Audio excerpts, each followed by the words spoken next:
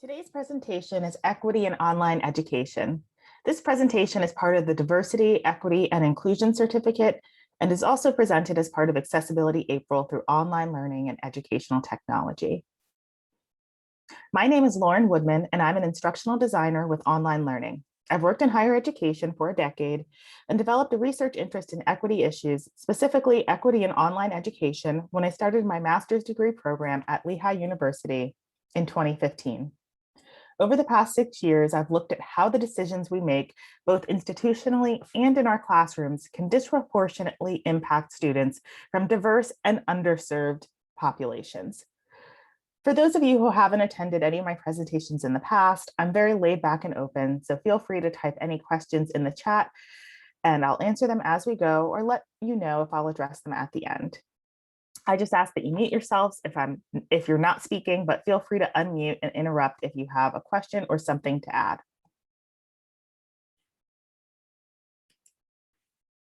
So before we dive in, I want to go over what we'll discuss today.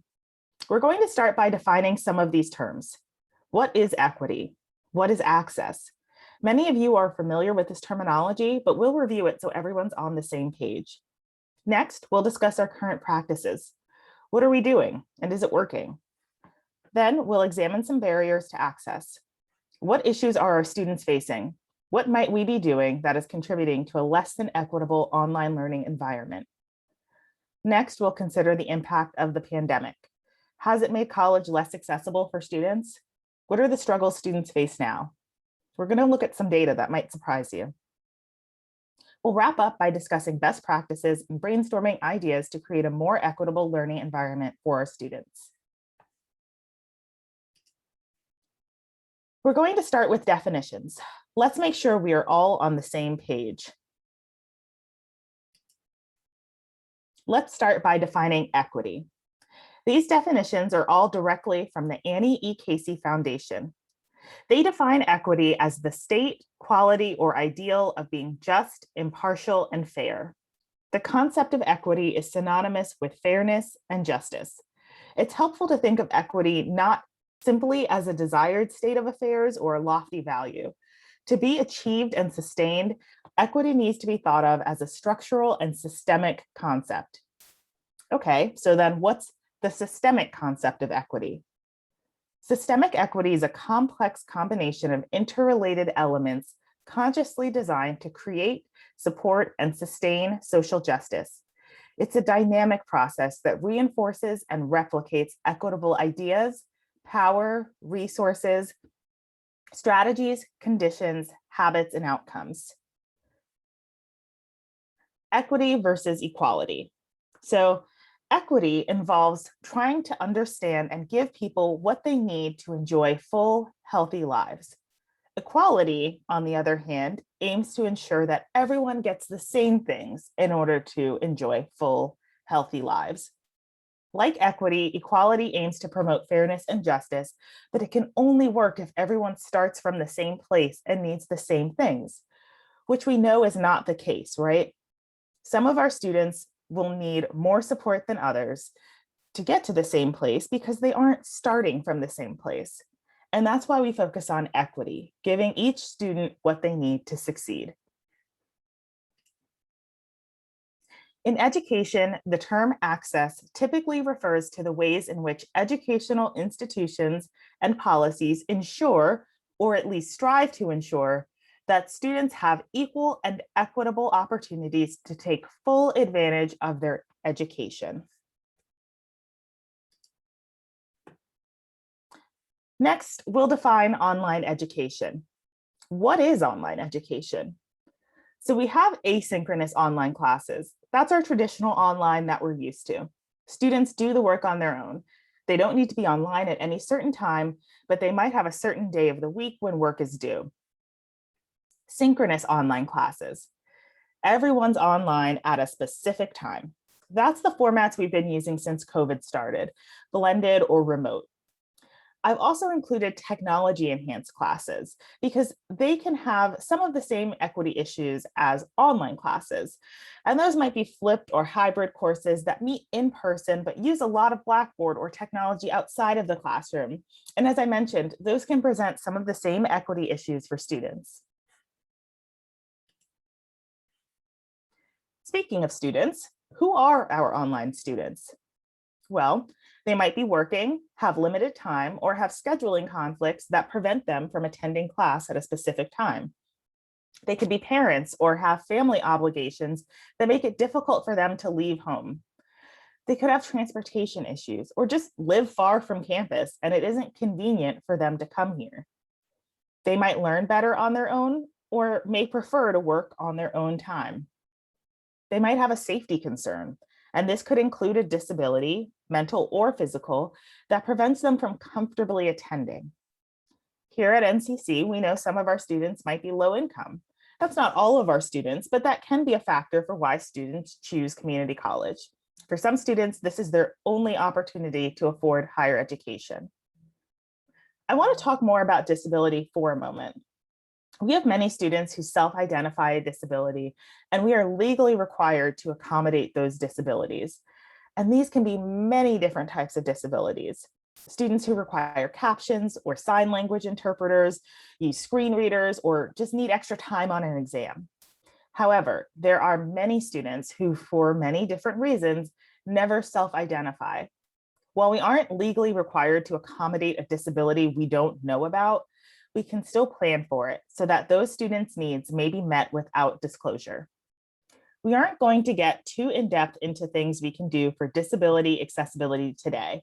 If you're interested in that, please check out our other accessibility trainings and recordings. So coming back to the presentation, these are our online students. And all of these things are still true during COVID, right?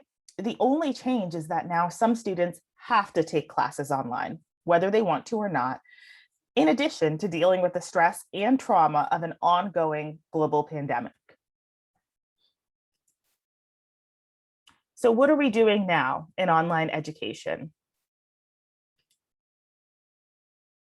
Here are some typical features of online classes. Let me know if I missed any. You can yell them out or put them in the chat. So synchronous online courses usually have set class times, right? It's on the student's schedule, Tuesday, 10 to 11:15. You've got to be there. For both synchronous and asynchronous courses, we might have set days and times for office hours. So your opportunity to speak to your professor live is Mondays at 6 p.m. For synchronous courses over Zoom or Blackboard Collaborate Ultra, we want to see those cameras on, right? We have to take attendance. We want to see those students logged into Zoom and see their smiling faces. Usually, if you're teaching an online course, you're going to have the same due dates every week. So maybe coursework is due on Sunday at midnight. Some online courses will use group projects and live presentations. Many online courses still require proctored exams. We can do that with online software now, like Respondus or Proctorio, but there's strict rules for timing and structure of exams. Online courses are notoriously text-based and extremely text-heavy. All of your instructions are usually written, in addition to reading slides, study guides, and textbooks. Students are often turning in written assignments. And speaking of textbooks, that's definitely not unique to online, right? All students need textbooks. And online, those might be ebooks. We're moving in that direction for a lot of courses now. Or sometimes students have the option to choose a text copy also. I've seen some instructors who don't use textbooks and instead use scanned articles and images from the web. Is there anything else you can think of that's typical to an online class? If you teach online, is there anything that you do that I didn't list here?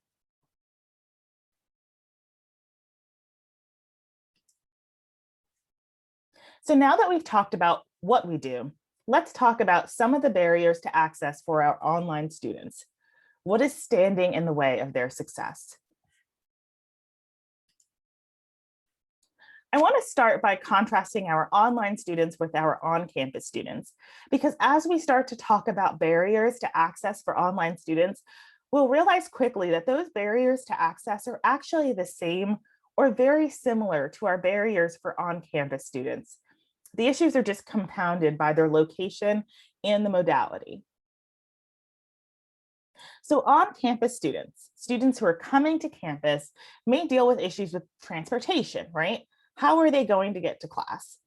Online students don't have to worry about that, but they do need to worry now about infrastructure. Do they have a place they can do schoolwork? Are they going to do schoolwork at work? Do they have a safe place at home? Can they do it at home? Do they have a desk or a table somewhere to sit and do work? Do they have a computer? We all know sometimes students are trying to do schoolwork from their cell phone, which is not ideal. On-campus and online students both have to get textbooks for class, but on-campus students have the benefit of having classmates and making connections. They may be able to link up with a classmate and share a book. They might be able to go to the library and check out the book or borrow an instructor's copy. They can go down to the bookstore and flip through the book and see if maybe, hey, this 12th edition looks a whole lot like the 11th edition. I'm just going to go ahead and get that one. Those connections can make it much easier for students who can't afford the text. Online students don't have those advantages. They're usually buying their text online from the cheapest source if they're buying the book at all, and they may have less access to used or borrowed texts. Both groups can be at a disadvantage by ebooks and publisher platforms that require one-time use access codes and personal logins. Time. We know that time and time management are issues that impact all of our students. For on-campus students, class times are scheduled.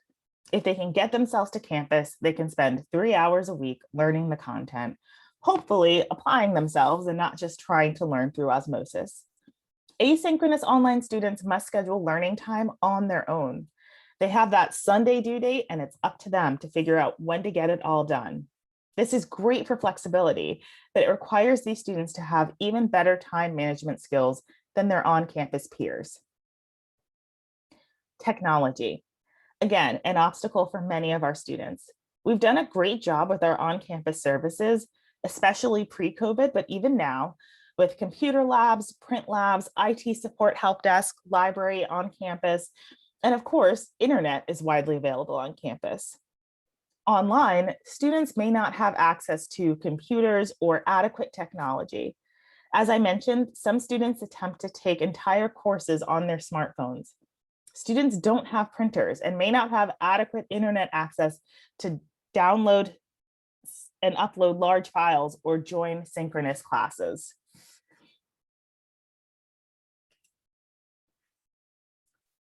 So what are some issues you've seen students face? I want you to take a moment and reflect on how those issues could have been equity issues for students.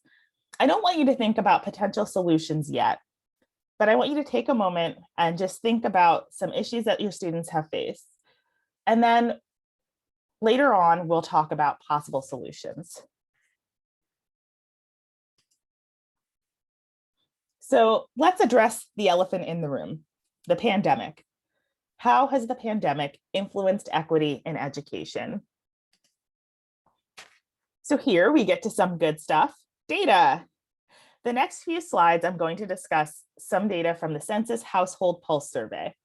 This specifically is excerpts of summary data of the impact of pandemic on post-secondary educational plans from week 13, which spanned August 19th to August 31st, 2020. So this is responses right at the start of that fall 2020 semester. I pulled out the data for different demographics, including race and income level. Now, I know all of us on this call are highly intelligent people who've done research, but if you're like me, I see this many numbers on a slide and my eyes just glaze over, and that's it. So I'm going to talk you through this, and then I have some nice graphs on the next page for all the visual learners like me. So overall, 29.4% of respondents reported that someone in their household had canceled all fall post-secondary plans. And that breaks down to about 28% of white respondents, 34% of Black respondents, and 32% of Hispanic respondents. So why did almost 30% report canceling fall post-secondary plans? Well, 69% reported changes in income due to the pandemic, which was the leading cause, and 25% responded that plans were canceled because the format of the courses changed. And we can't know for sure what that means, right? But we can speculate based on what we know that most courses that changed format for the fall moved online. And this could mean that those 25% of those who canceled their plans either didn't want to or couldn't take classes successfully online. 11.3% of all respondents reported taking fewer courses than planned. Across Black, white, and Hispanic students, we see those numbers are pretty consistent. Let's switch over to the graph. When you look at which students are foregoing fall post-secondary plans, they are disproportionately poor or minority students. An analysis of the Household Pulse survey data by New America found 35% were from households without a college degree. 35% were also from households with an income level below $25,000. And 43% were from households that had used SNAP benefits, which is Supplemental Nutrition Assistance Program, during the previous week. 34% were from households that had received unemployment during the previous week.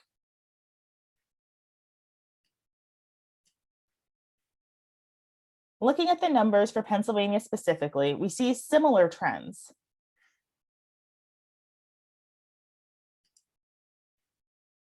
.6% of all Pennsylvania respondents reported canceling plans to take classes. That breaks down to 26% of white students and 35% of Black and Hispanic students, which is higher than the national average for Black students. Interestingly, the national average for students taking fewer classes in the fall was 11%. For Pennsylvania students, that was only 4% of white students, 1% of Hispanic students, but 17% of Black students plan to take fewer classes in the fall. Similarly to the national average, 36% were from households with an income level below $25,000, but less students were from households that had used SNAP benefits during the previous week, only 25% compared to the national average of 43%. We also know that race plays a role in students' ability to access the technology necessary to be successful in their online classes. Research in Suddenly Online found that 23% of Latinx students reported more technology challenges, including challenges around internet connectivity, with only 12% of white students and 17% of Black students experiencing those issues.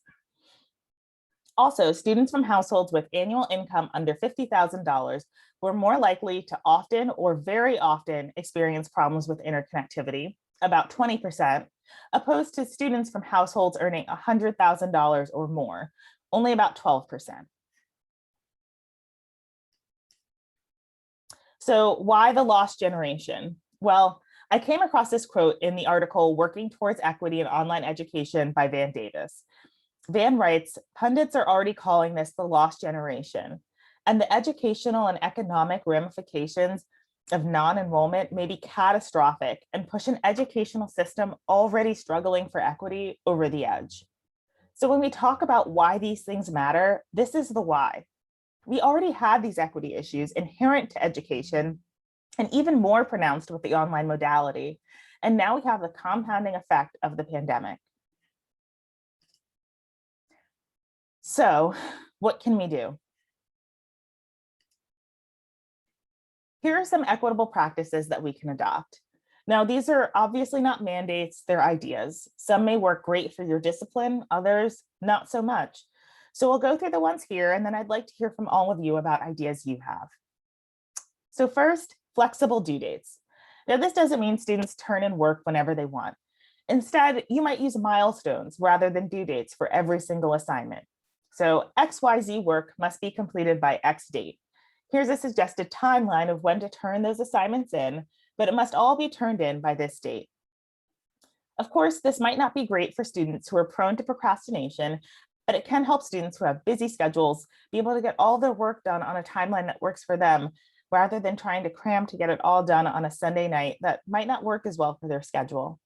I've also had instructors tell me that they allow a 24-hour grace period in turning in assignments, no questions asked with no penalty.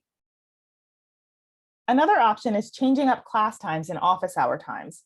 So this one could be more administrative, but there are things you could do in your own classroom as well. For example, if we're going to offer synchronous courses, could we have different time options for students to attend? If the same instructor or group of instructors is teaching, let's say, Accounting 101 at 10 a.m. or 1 p.m. on Mondays or Thursdays, could students have the flexibility to attend either live lecture or watch a recorded lecture for credit if they can't attend live? Faculty often lament that they have set office hours, but no one ever attends. They just want to email or text, or worse, they just don't reach out for help at all. Try offering the option for scheduled meetings rather than set office hour times.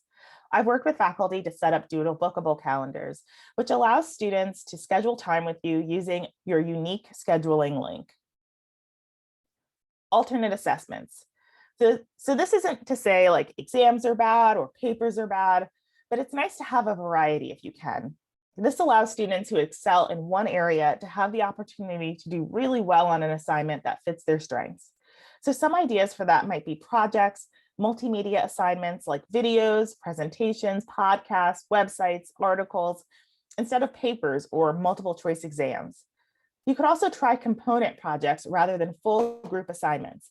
It's the same amount of work for an instructor to grade, and the students contribute to part of a whole, but are responsible for their own work, not dependent on others. So think debates, discussing pros and cons of a topic, research on specific aspects of a topic where students contribute to the whole. A wider period of time for taking exams. Consider the conditions that some students have at home. They may not have a desk or a table to take the exam at. They may have to wait for their children to go to bed or their spouse to be done working. So having a tight timeline to take an exam, which is already high stakes, can create logistical issues, equity issues, and added stress for students. Interactive activities. So traditionally, an online course might have a PowerPoint, a text guide, readings, and potentially one or two videos. Students might do a discussion board and read each other's discussions. So what are some other more interactive options? Well, you could try creating audio or video instructions. Students can participate in Flipgrid discussions instead of written discussions. You can use a tool like Padlet to break down and organize multimedia content. Recorded lectures and mini videos, and post them for viewing after class. In an Inside Higher Ed study of 2,000 college students of pandemic era experiences students want post-COVID, 79% of students said they wanted lectures made available online so that they could go back and review material. If you don't want to record your own lecture, see if you can find supplemental videos on YouTube or other sites for students to review. Offer OER and low-cost textbooks. OER stands for Open Educational Resources.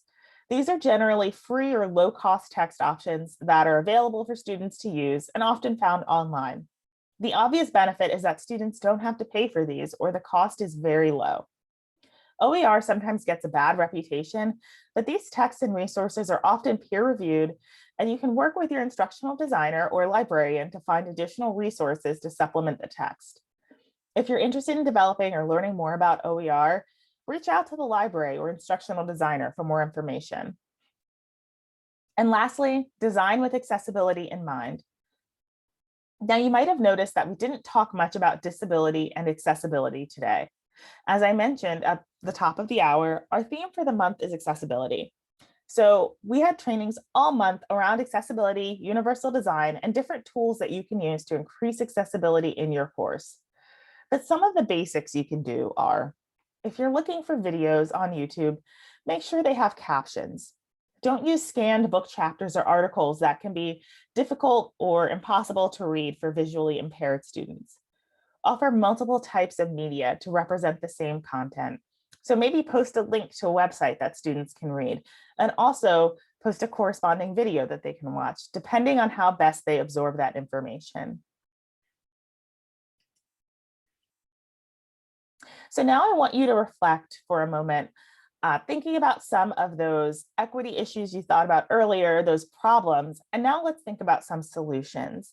Things you could do in your classroom or things that NCC could do to support students and try to reduce some of those barriers to access. You can build on one of the topics I discussed or come up with an idea of your own.